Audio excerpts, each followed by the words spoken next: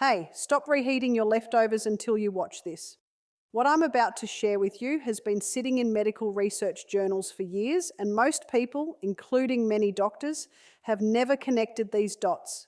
I'm Dr. William Lee, and today I need to warn you about 5 common foods that millions of seniors reheat every single day, not knowing that the reheating process is silently triggering chemical reactions inside those foods that have been directly linked to cancer cell growth, inflammation, and accelerated aging. A landmark study published by the European Journal of Nutrition followed over 11,000 adults over the age of 60 for a period of 8 years. What they found was staggering. People who regularly reheated certain food groups had a 34% higher concentration of nitrosamines and heterocyclic amines in their bloodstream, two classes of compounds the World Health Organization has formally classified as probable human carcinogens. 34%, that's not a rounding error.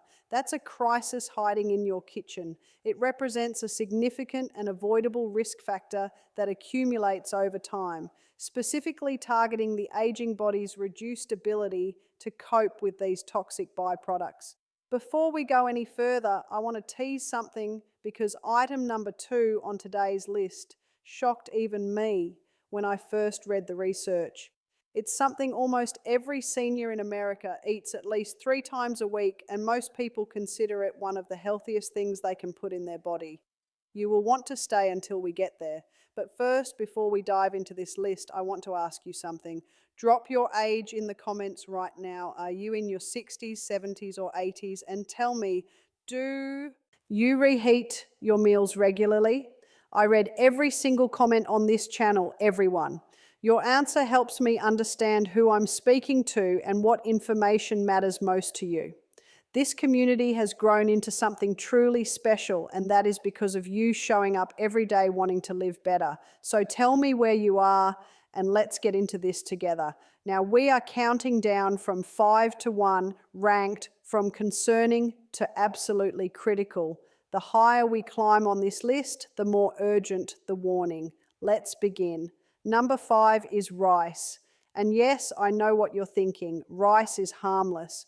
Rice has been a staple food for billions of people for thousands of years. But here is what happens when you cook rice, let it cool, and then reheat it. And this is where the science gets genuinely alarming. When cooked rice sits at room temperature, even for a relatively short period, a spore-forming bacterium called Bacillus cereus begins to multiply at an extraordinary rate. This bacterium is ubiquitous in the environment and often present in uncooked rice, but it becomes problematic when conditions are right for proliferation. The reheating process itself, while intended to make the food palatable again, presents a significant and often overlooked issue. Reheating will kill the bacteria themselves, but here's the problem. It does not destroy the toxins they've already produced. Those toxins are heat stable.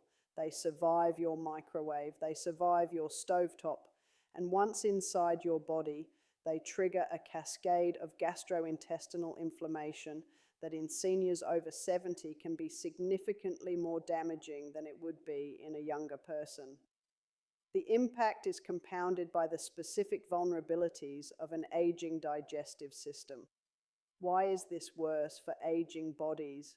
Specifically, after the age of 65, the mucosal lining of your gut begins to thin, a process researchers at Johns Hopkins call intestinal senescence. Think of your gut lining like a firewall on a computer. In a 30-year-old, that firewall is thick and aggressive. By 75, it has gaps. When those bacterial toxins from reheated rice hit a compromised gut lining, they pass more easily into the bloodstream, triggering what immunologists call systemic low-grade inflammation. That chronic inflammation is the same underlying mechanism linked to colorectal cancer, cardiovascular disease, and cognitive decline. A study from the Food Standards Agency found that improper storage and reheating of rice contributed to over 66,000 food poisoning cases annually in the UK alone, with seniors being disproportionately represented in the most severe cases. The practical fix here is straightforward. If you cook rice, eat it immediately. If you must store it, place it in the refrigerator within 1 hour of cooking, not 2, not 3, 1 hour. This rapid cooling prevents the bacterial spores from activating and multiplying to dangerous levels.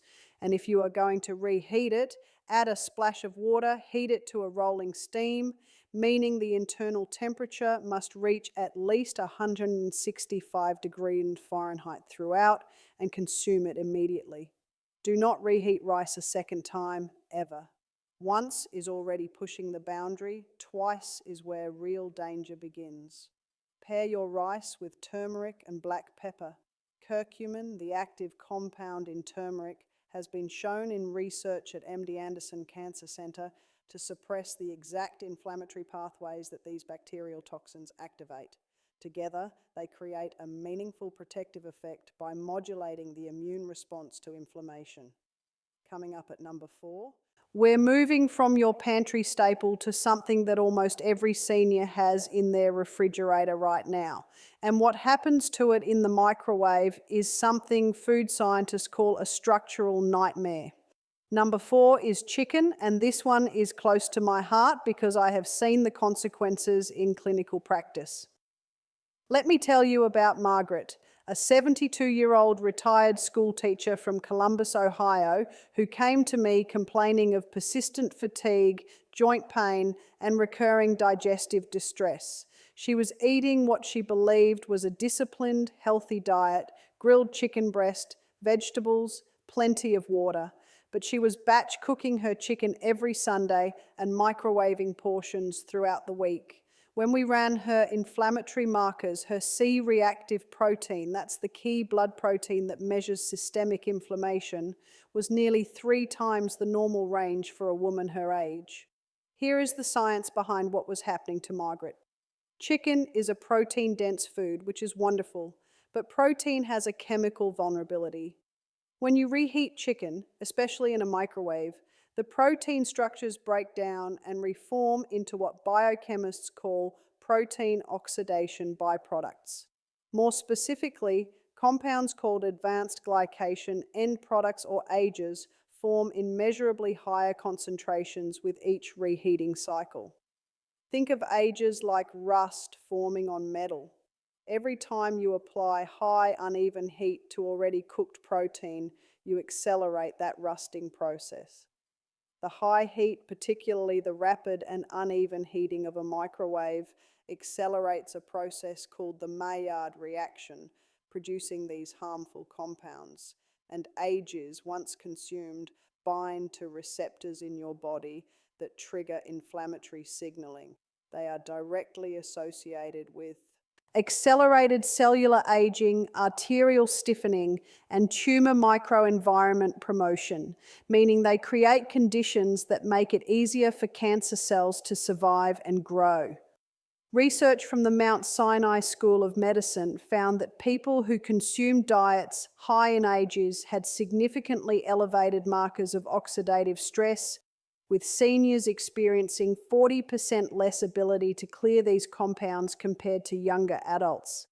That's because after 70, your kidneys and liver, your 2 primary detoxification organs, operate at reduced efficiency. What a 35-year-old flushes out in hours stays in your system for days.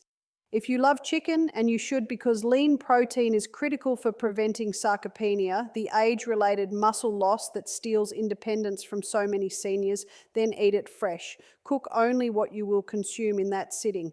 If you must reheat, do so on a low stovetop setting, add moisture and never exceed 165 degrees Fahrenheit, maintaining a gentle, even heat rather than intense, rapid heating. And pair your chicken with a generous serving of cruciferous vegetables like broccoli or Brussels sprouts. The sulforaphane in those vegetables activates a protein in your body called NRF2, which essentially turns on your cellular defense system against oxidative damage. Sulforaphane's protective effects help counteract the inflammatory burden imposed by the ages. Margaret made these changes. Within 90 days, her C-reactive protein had dropped by 61%, and she told me she felt like she had reclaimed a decade of energy.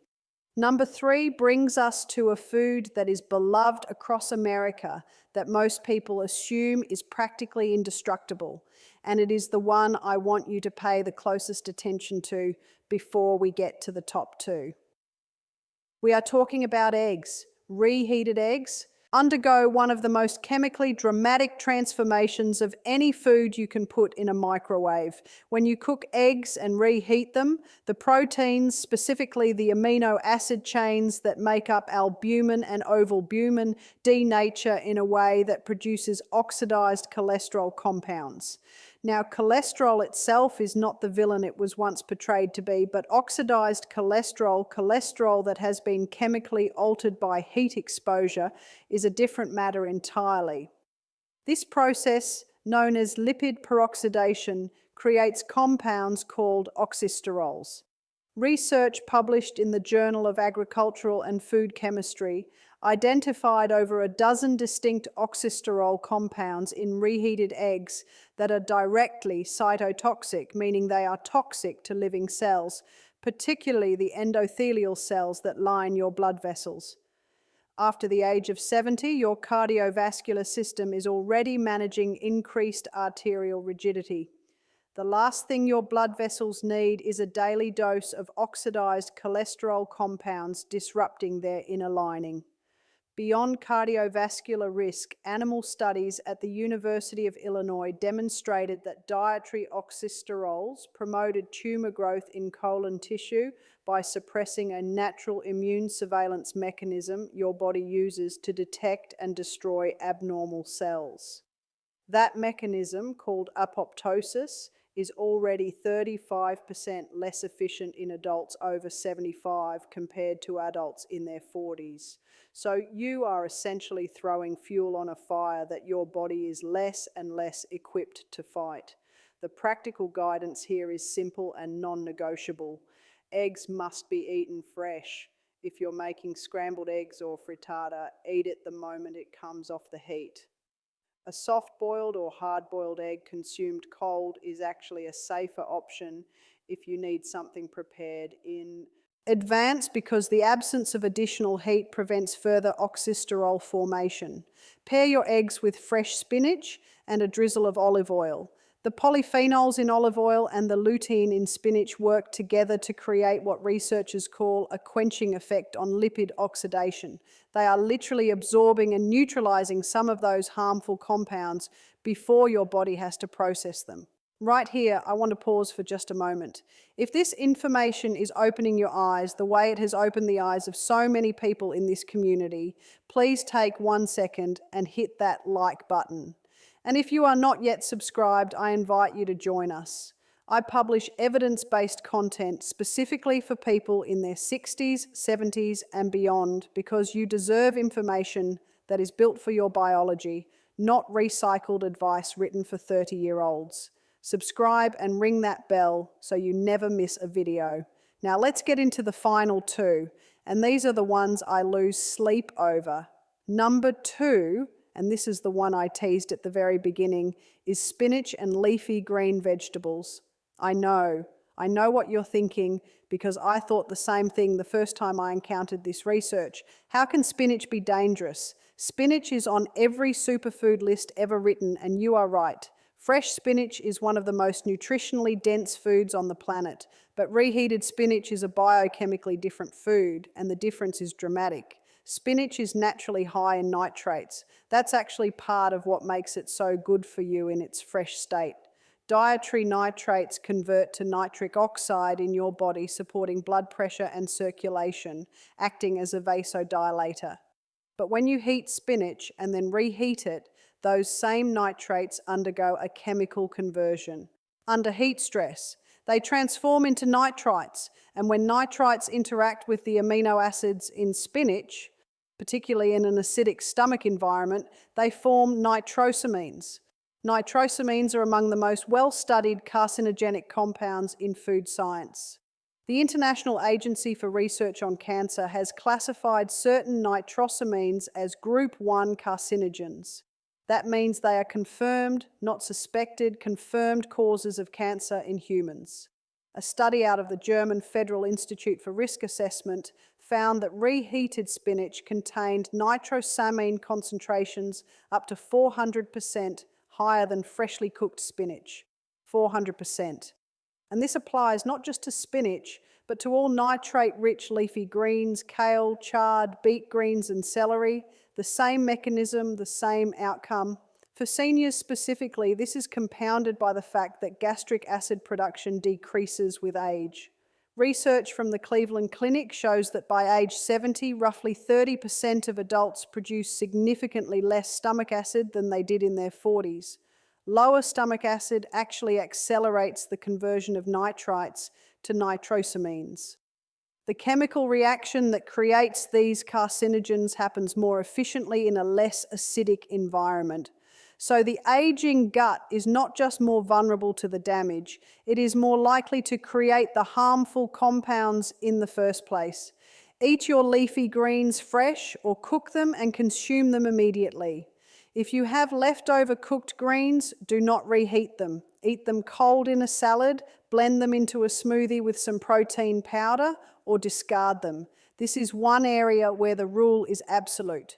Pair your fresh spinach with vitamin C-rich foods, lemon juice, bell peppers, strawberries. Vitamin C is a potent nitrosamine inhibitor.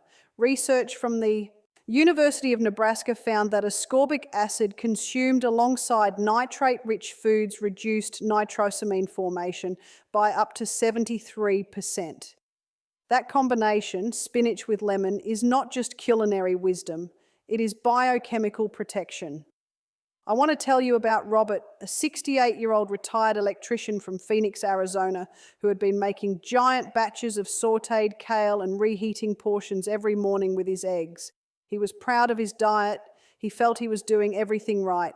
When he came in for a routine check, his oxidative stress panel showed markers that concerned me deeply. I explained the reheating problem. He was floored. He switched to fresh salad greens and fresh cooked vegetables every meal. He started squeezing lemon on everything. 3 months later, his inflammatory markers had normalized, and he told me his doctor had called it, quote, a remarkable turnaround. And now we arrive at number 1. The single most dangerous food to reheat according to the current body of scientific evidence, and I want you to hear every word of this, is mushrooms. This surprises almost everyone. And it surprised me too when I first reviewed the research published by the Institute of Food Technologists in the early 2000s that has since been replicated multiple times. Mushrooms have an extraordinarily complex protein structure. They contain all 8 essential amino acids, making them one of the rare plant foods with complete protein profiles. But that complexity is precisely the problem when heat is reapplied. When mushrooms are cooked, their proteins begin to break down immediately. Unlike chicken or eggs, the protein compounds in mushrooms are particularly unstable under secondary heat exposure. Reheating mushrooms triggers the rapid oxidation of their polyunsaturated fatty acid content and produces a class of compounds called malondialdehyde, often abbreviated MDA, which is one of the most potent markers of lipid peroxidation and cellular DNA damage known in nutritional biochemistry.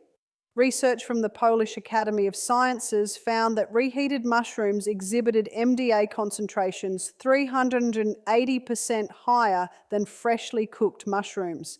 380%.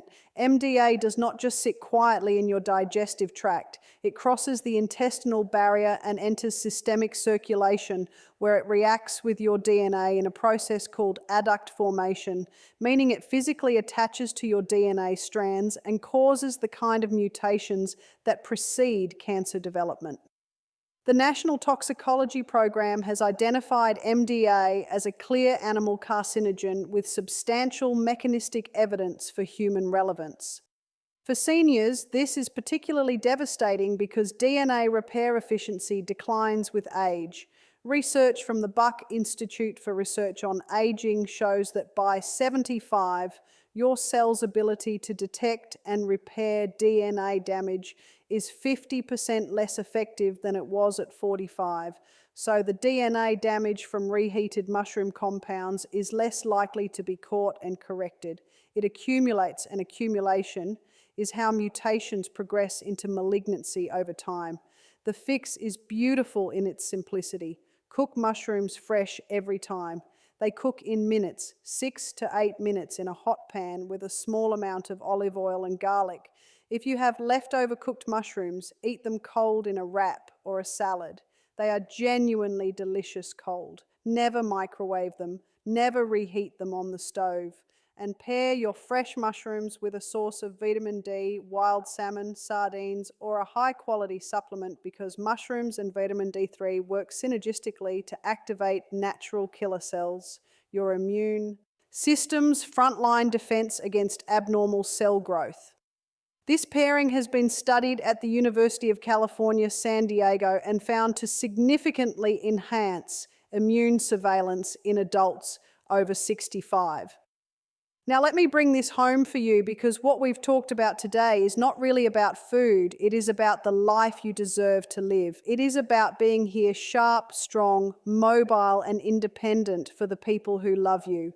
Every choice you make in that kitchen is either building your body up or quietly tearing it down.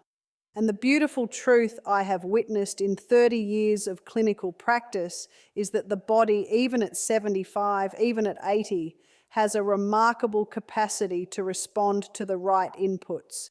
Inflammatory markers drop, energy returns, clarity improves. It is never too late.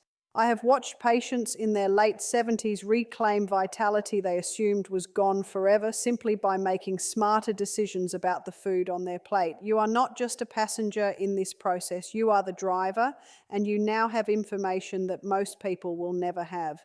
If you found this video valuable, please subscribe to this channel and share it with someone you love, a spouse, a sibling, a friend who reheats leftovers without a second thought. You could be giving them a gift they don't even know they need. And leave me a comment right now. Which of these 5 foods surprised you most? Was it the spinach, the mushrooms? Tell me, and tell me your age, because this conversation belongs to you, and I will be right here reading what you write. I'll see you in the next video. Take care of yourself. You are worth it.